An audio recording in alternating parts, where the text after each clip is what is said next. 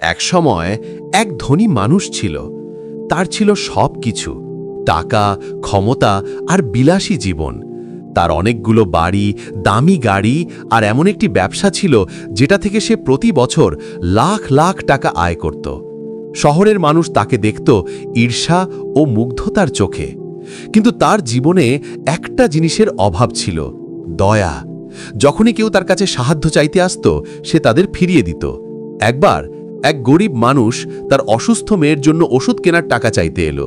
ধনী মানুষটি ঠান্ডা মুখে বলল, নিজেই উপার্জন করো, আমি ভিখারিকে টাকা দিই না। আরেক দিন এক ছেলেও তার কাছে স্কুলের ফি এর জন্য সাহায্য চাইল। সে হেসে বলল, ওটা আমার সমস্যা না। বছরের পর বছর কেটে গেল, আর সে তার অহংকার আর স্বার্থপরতায় বেঁচে রইল। তারপর একদিন সবকিছু বদলে গেল। একদিন সে হঠাৎ ভীষণ অসুস্থ হয়ে পড়ল। ডাক্তাররা বলল তার রোগটা খুব বিরল, আর চিকিৎসা করতে হলে বিদেশে যেতে হবে। সে অনেক টাকা খরচ করল, কিন্তু তার শারীরিক অবস্থা ক্রমে খারাপ হতে লাগল। শীঘ্রই তার সব সঞ্চয় ফুরিয়ে গেল। একে একে গাড়ি, বাড়ি, ব্যবসা সব বিক্রি করে ফেলল চিকিৎসার জন্য। শেষে তার কাছে আর কিছুই রইল না। যখন তার টাকা শেষ হয়ে গেল, তখন তার তথাকথিত বন্ধুরাও দূরে সরে গেল। যারা একসময় হাসি মুখে তার সঙ্গে কথা বলতো, এখন তারা তার দিকেও তাকাতো না। অসহায় আর দুর্বল অবস্থায় সে রাস্তায় বসে সাহায্যের আশায় হাত বাড়ালো। সে মানুষের কাছে ভিক্ষা চাইতে লাগল, কিন্তু কেউ এগিয়ে এলো না। সবাই তাকে পাশ কাটিয়ে চলে গেল।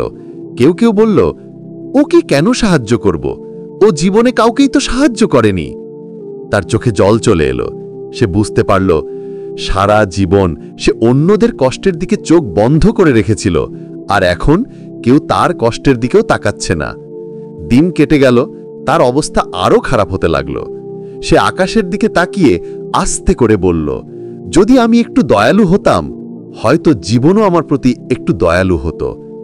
এই কথাটুকু বলেই ধীরে ধীরে তার চোখ চিরতরে বন্ধ হয়ে গেল। তার গল্পটা শহরের সবার জন্য একটা শিক্ষা হয়ে গেল।